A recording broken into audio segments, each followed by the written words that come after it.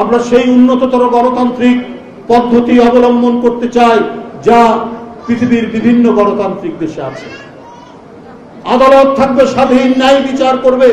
কে কোন রাজনৈতিক দলের সদস্য এইটা আদালত দেখবে না। যে অপরাধ করেছে তাকে শাস্তি দেবে, আর যে অপরাধ করেনি তাকে মুক্তি দেবে। এটাই হচ্ছে গণতন্ত্রের প্রকৃতি বিবেচনা।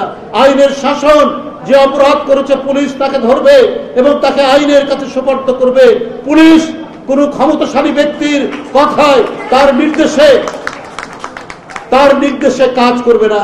পুলিশ কাজ করবে তার রেকর্ড দেখে, তার অপরাধের মাত্রা দেখে এবং শান্তি শৃঙ্খলা বজায় রাখার স্বার্থে সে তার নিজের বিবেক দিয়ে কাজ করবে।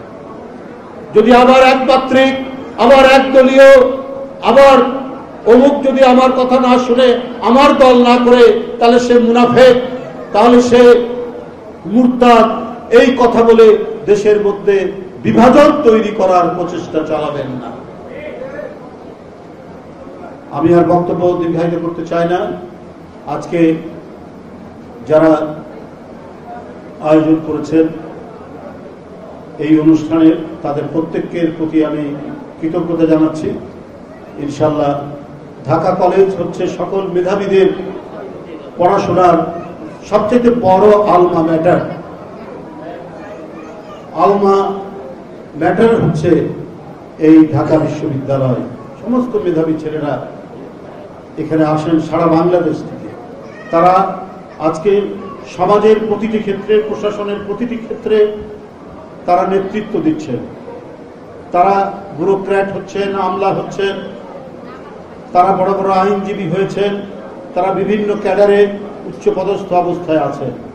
আমার সবার প্রতি অনুরোধ, সবাই অত্যন্ত ন্যায় নিষ্ঠা সততার সাথে কাজ করলে আমার মনে হয় এই দেশে হাসিনার মতো আর কোনো ভয়ঙ্কর ফ্যাসিস্টের জন্ম নেবে না, আবার নতুন করে কোনো ফ্যাসিস্টের উত্থান ঘটবে না। যদি প্রত্যেকে আমরা আমাদের দায়িত্ব নিয়ে কাজ করি, আমরা যদি আইনসঙ্গতভাবে চলি, আমরা যদি একে অপরের প্রতি পরবত সহিষ্ণুতা থাকে। এই মুহূর্তে বক্তব্য নেই। আমি প্রথমে যে কথার সূত্র ধরে বাদবাকি কথাগুলি বললাম, সে কথাটা হচ্ছে যে আমাদের প্রত্যাশা এবং প্রাপ্তি। আমরা যদি গতানুগতিক ভাবেই যদি যেতে থাকি,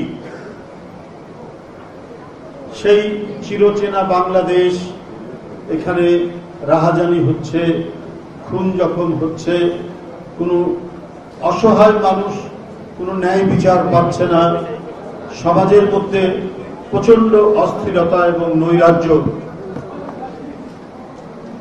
তাহলে তো শহীদদের যে চেতনা, সেই চেতনার প্রতি আমাদের বিশ্বাসঘাতকতা করা হবে।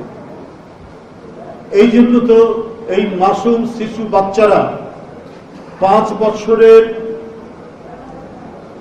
এক পরিবারের সন্তান থেকে শুরু করে প্রাইমারি স্কুল, মাধ্যমিক স্কুল এবং কলেজ বিশ্ববিদ্যালয়ের ছেলেরা অকাতরে জীবন দিল। কি অদ্ভুত দৃশ্য! এটা বাংলাদেশেই সম্ভব, কিন্তু বাংলাদেশে রাজনীতিক যারা পরিচালিত করে তারা এটা উপলব্ধি করেন কিনা আমরা জানি না, কিন্তু মানুষ এইভাবে ধেয়ে নামতে পারে। 71 তার একটা অন্যতম নিদর্শন, 90 অন্যতম নিদর্শন, এবং জুলাই আগস্টের গণ অভ্যুত্থান আরেকটি নিদর্শন। যাদের পরিবারের বাপ মায়ের কোলের মধ্যে যাদের বেড়ে ওঠার কথা, যারা পরিবারের ছায়ার নিচে স্কুলে যাবে, কলেজে যাবে, তাদের থাকবে হাতে বই আর টিফিনের ব্যাগ, সেটা হাতে নিয়েই তারা রাজপথে নেমেছে। বাপ মায়ের কথা শুনেনি, বাপ মাও তাদের সাথে বেরিয়ে এসে রাস্তায় অবস্থান গ্রহণ করে এক অনন্য দৃষ্টান্ত স্থাপন করেছে। এই দৃষ্টান্ত শুধু বাংলাদেশে ঘটেছে, কিন্তু দুনিয়াতে এই দৃষ্টান্ত আছে বলে আবার জানা না। শেখ হাসিনার বিরুদ্ধে বছরের পর বছর সংগ্রাম করেছি, আন্দোলন করেছি, সে তার মিডিয়া দিয়ে, সে তার গণমাধ্যম দিয়ে, সাংবাদিক দিয়ে, তার পোষা বুদ্ধিজীবীদেরকে দিয়ে গণতান্ত্রিক আন্দোলনের বিরুদ্ধে নানা বয়ান তৈরি করে আমাদেরকে জঙ্গি, আমাদেরকে আপনার নাশকতার সাথে যুক্ত করে আমাদেরকে অগ্নি সন্ত্রাসী বানিয়ে সকাল থেকে সন্ধ্যা পর্যন্ত এই মিডিয়াগুলো আমাদের বিরুদ্ধে অপপ্রচার করেছে। কিন্তু সমাজের আরো অনেক মানুষ কেউ সাহস করে বলেনি যে না, এরা গণতন্ত্রের জন্য লড়াই করছে। আপনি 2014 সালে যে নির্বাচন করেছেন সেটা ভোটারবিহীন নির্বাচন, আপনি 2018 সালে যে নির্বাচন করেছেন সেটা রাতের নির্বাচন, আপনি 2024 সালে যে নির্বাচন করেছেন সেটা ডামি নির্বাচন। এটা বলার মতো বুদ্ধিজীবী খুব কম ছিল, সুশীল সমাজ অত্যন্ত কম ছিল। আমাদের আন্দোলন সংগ্রামে আমরা যখন জেলে, আমরা যখন কারাগারে, আমাদের ছেলেদের যখন পায়ের নখ তুলে দিচ্ছে, হাতের নখ তুলে দিচ্ছে, পুলিশের শটগানের গুলিতে তাদের চোখ দৃষ্টি শক্তি যখন অন্ধ হয়ে যাচ্ছে, তারপরেও কিন্তু আমরা সমাজে সুশীল সমাজ বলেন, বুদ্ধিজীবী বলেন, অধ্যাপক বলেন, প্রকৌশলী বলেন, সাংবাদিক বলেন, তাদের কাছ থেকে খুব একটা বেশি প্রতিবাদ আমরা দেখিনি। বন্ধুরা আমার, মিথ্যা মামলায় এই দেশের এক বরেণ্য রাজনীতিবিদ দেশনেত্রী বেগম খালেদা জিয়াকে একটা একটা ধ্বংসস্তূপের মতো কারাগারের মধ্যে বন্দী করে রাখা হলো প্রায় 2.5 থেকে 3 বছর, তারপরে গৃহবন্দী করে রাখা হলো আরো 3 বছরের মতো। অথচ এই ভদ্র মহিলাকে, জনগণের এই প্রিয় নেত্রীকে মার্কিন যুক্তরাষ্ট্রের নিউ জার্সির সিনেট তাকে উপাধি দিয়েছিল ফাইটার অফ ডেমোক্রেসি। অথচ তার বিরুদ্ধে একটা মিথ্যা মামলা শেখ হাসিনা দিলেন। আর কানাডার একটি human rights organisation Begum Khaleda জিয়াকে তারাই প্রথম মাদার অফ ডেমোক্রেসি বলল। পৃথিবীর উন্নততর গণতান্ত্রিক দেশ কানাডা, আমেরিকা, তাদের নির্বাচিত প্রতিষ্ঠান স্টেট সিনেট তাকে বলছে ফাইটার অফ ডেমোক্রেসি। কানাডার হিউম্যান রাইটস অর্গানাইজেশন বলছে মাদার অফ ডেমোক্রেসি। আর শেখ হাসিনার মতো আপনার টাকা চোর, ব্যাংক লুটেরা শুধু নিজে না, তার নিজের সন্তান, সন্ততি, মেয়ে, জামাই, ছেলে, ভাগনা, ভাগ্নি সবাই মিলে বাংলাদেশের ব্যাংক খালি করে দিয়ে টাকা লুট করে পাঠিয়েছেন। তিনি দেশনেত্রী বেগম খালেদা জিয়ার বিরুদ্ধে অপপ্রচার দিয়ে, গায়ের জোর দিয়ে, নিজে তৈরি করা তার আইন শৃঙ্খলা বাহিনীকে দিয়ে তিনি তাকে বন্দী করে রাখলেন। এই ছিল অবিচার, এই ছিল অন্যায় প্রতিষ্ঠা করেছে। কেউ কিছু করতে পারছিল না, সবাই যেন একটা আতঙ্ক ভয়ের মধ্যে দিনাতিপাত করছে। সেই রকম মুহূর্তে জুলাইয়ে মানে আল্লাহর প্রেরিত সেই আবাবিল পাখির মতো ঘর থেকে, বাড়ি থেকে, স্কুল থেকে, কলেজ থেকে বেরিয়ে আসলো এই মাসুম বাচ্চারা। তাদের খুন, তাদের রক্ত ঢেলে দেওয়ার মধ্যে দিয়ে আমরা গণতন্ত্রের পথে হেঁটে যাওয়ার একটা সুযোগ পেলাম। কিন্তু আমাদেরকে তো এইটা মাথায় রাখতে হবে যে এই যে বাচ্চারা যে জীবন দিল, রক্ত ঢেলে দিল, তাদের পাওনা কি পরিশোধ করতে পেরেছে? যারা আন্দোলনেও থাকলেন তাদের বিরুদ্ধে চাঁদাবাজির মামলা কেন? এই সরকারই দিচ্ছেন যে সরকার আন্দোলনের ফসল। হচ্ছে তো, চাঁদাবাজি হচ্ছে, দখলবাজি হচ্ছে, আর ওই মাসুম বাচ্চা শিশুদের অভিভাবকরা এখানে বসে আছে, তারা কি পাচ্ছে, কি পেয়েছে? আমাদের অনেকে উপদেষ্টার পদ পেয়েছে, অনেকে ভালো আছেন। তাহলে কি আবার নতুন করে নতুন আঙ্গিকে শেখ হাসিনার যে অপশাসন, কুশাসন এবং চুরি, ডাকাতি, সন্ত্রাস, টাকা লুট, চাঁদাবাজি, ভর্তি বাণিজ্য, চাকরি বাণিজ্যের, সেটার কি আবার পুনরাবৃত্তি মানুষ দেখতে চায়? এই জন্য এত প্রায় ১,৫০০-এর উপর এই শিশুরা, এই কিশোররা, এই তরুণরা, এই শ্রমিকরা, এই রিক্সাওয়ালারা জীবন দিল। এই উপলব্ধি তো সবার হওয়া উচিত।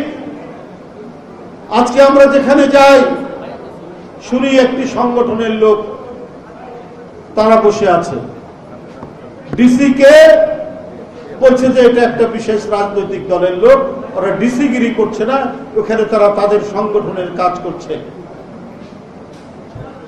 আমি এমনও শুনেছি যে ইসলামী ফাউন্ডেশনের যে ডিজি তিনি তার সেখানে কর্মকর্তা কর্মচারীদেরকে বলছেন তোমরা রোকন না হলে তোমাদের চাকরি থাকবে না। একবার সত্য কথা আজকেই আমাকে বলেছে, আমি আপনাদের সামনে আমি কোনো মিথ্যা বানিয়ে বলছি না। এই জন্য ওই বাচ্চা, এই জন্য হানাফ, এই জন্য মুগ্ধ, এই জন্য আবু সাইদ শেখ হাসিনার পুলিশের বুলেটের কাছে নিজের শার্টের বোতাম খুলে দিয়ে দাঁড়িয়ে গেল গণতন্ত্রের মুক্তির জন্য। একটি একটি রাজনৈতিক চেতনার রঙে আমাদের প্রশাসন সাজবে, আবার শেখ হাসিনা যে চেতনা তৈরি করেছিলেন সেই পাতানো চেতনা, কোনো কিছু ঘটলেই উনি টাকা লুট করবেন, এর প্রতিবাদ করলে ওকে ধরো ওই মুক্তিযুদ্ধের চেতনার বিরুদ্ধে। আবার নতুন করে আবার অন্য চেতনা আমরা দেখছি ধর্মের নামে, যে রোকন না হলে দলে সে চাকরি করতে পারবে না। এখনো তো নির্বাচন হয়নি, কে ক্ষমতায় যাবে, জনগণ কাকে ভোট দিবে এটা নির্দিষ্ট হয়নি। তাহলে এই কথাগুলো কেন আসছে ভাই? এগুলো কেন আমাদের শুনতে হচ্ছে? অনেক দপ্তর থেকে, সরকারি দপ্তর থেকে অনেকে আসছেন যে ভাই আমরা কি করব, আমরা যদি ওই দলের সদস্য না হয়, রোকন না হয়, আমরা তো চাকরি করতে পারবে না। শেখ হাসিনার পালিয়ে গেলেও তার ভূত, তার আত্মারা আবার নতুন করে নতুন কায়দায়, নতুন চেতনায় তারাই তো আবার ভর করেছে। এইটার জন্য তো ছেলেটা জীবন দেয়নি। আমরা সেই গণতন্ত্র চেয়েছি যে গণতন্ত্রে প্রকৃত এদেশের ভোটাররা ভোট দিয়ে যাকে ইচ্ছা তাকে রাষ্ট্র ক্ষমতায় বসাবে। এই জন্যই আমাদের লড়াই, এই জন্যই ওই স্কুল কলেজের ছেলেরা নিজের রক্ত দিয়েছে, নিজের জীবন দিয়েছে। এখানে এক চেতনাধারী বিদায় নিয়ে আরেক চেতনাধারী ক্ষমতার মধ্যে বসবে। ইউনিভার্সিটিগুলো, বড় বড় ইউনিভার্সিটিগুলো, সেই চেতনাধারীরা তাদের লোক হতে হবে। তাদের লোক ছাড়া বিশ্ববিদ্যালয়ে কোনো অ্যাপয়েন্টমেন্ট হবে না, বিশ্ববিদ্যালয়ের শিক্ষক হতে পারবে না, কোনো চাকরি হবে না। আবার সেই একমাত্রিক একটি দেশ করার প্রচেষ্টা চলছে, গভীর ষড়যন্ত্র চলছে, গভীর ষড়যন্ত্র। এই ষড়যন্ত্রের জন্য 16 বছর দেশনেত্রী বেগম খালেদা জিয়া লড়াই করেননি। এই জন্যই গোটা দেশকে সংগঠিত করেননি বিএনপির ভারপ্রাপ্ত চেয়ারম্যান তারেক রহমান। দিন রাত কঠোর পরিশ্রমের মধ্যে দিয়ে শুধুমাত্র প্রকৃত গণতন্ত্র, সেখানে ন্যায় বিচার থাকবে, আইনের শাসন থাকবে, সেখানে বিভিন্ন রাজনৈতিক দল, বিভিন্ন মানুষ স্বাধীনভাবে কোনো ভয় ছাড়া, কোনো হুমকি ছাড়া তারা তাদের কথা বলতে পারবে। এটাই প্রকৃত গণতন্ত্র। এটার জন্যই বেগম জিয়ার সংগ্রাম, এটাই জন্য তারেক রহমানের সংগ্রাম। সেটি বাদ দিয়ে আজকে আবার নতুন চেতনার বোরখা পরে, নতুন চেতনার আবরণ গায়ে দিয়ে আপনার তারা মাঠে নামছে। এটা অত্যন্ত দুঃখজনক বলে আমার কাছে মনে হচ্ছে। এই আমাদের সবাইকে এই ব্যাপারে অত্যন্ত সতর্ক থাকতে হবে। এবং শোকাবহ এতক্ষণ আমরা সেই সমস্ত পরিবারের সদস্যদের মুখ থেকে তাদের সেই বুক ফাটা আর্তনাদের কথাগুলো শুনছি।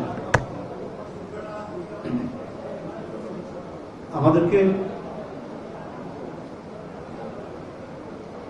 1 বছর অতিক্রম করছে জুলাই গণ অভ্যুত্থানে। আমাদের এই 1 বছরে আমাদের প্রত্যাশা এবং প্রাপ্তি কতটুকু, এটা কিন্তু সাধারণ মানুষ আজ বিচার করছে। আমরা তাদের বিচারটা যদি উপলব্ধি করতে পারি। কারণ সাধারণ মানুষ তো কোনো এজলাসে বিচার করে না, তাদের মনে মনে সে বিচারটা করে। এটাকে উপলব্ধি করতে হয় রাজনীতিবিদদেরকে, সুশীল সমাজকে এবং সমাজে যারা নেতৃত্ব দেন তাদেরকে। এই উপলব্ধি করার, বিচারটা বোঝার যদি সক্ষমতা থাকলে তাহলেই আমরা বুঝতে পারব যে কতটুকু শহীদদের প্রতি সুবিচার হচ্ছে। সভার সভাপতি, ঢাকা কলেজের সাবেক ভিপি মীর শরাফত আলী শফু উপস্থিত রয়েছেন, এদেশের এক বরেণ্য বুদ্ধিজীবী, রাজনীতিবিদ এবং অত্যন্ত সজ্জন মানুষ ডক্টর আব্দুল মঈন খান, বিএনপির জাতীয় স্থায়ী কমিটির সদস্য, ঢাকা কলেজের সাবেক ভিপি বৃন্দ, জিএস বৃন্দ এবং ঢাকা কলেজের প্রাক্তন ছাত্র বন্ধুরা, আপনারা সউদ্যোগে এই ধরনের একটি অনুষ্ঠান করছেন, যেটি অত্যন্ত, আমি মনে করি খুব জরুরি এই অনুষ্ঠানটি করা। উপস্থিত সুধীবৃন্দ, আমার তেমন কোনো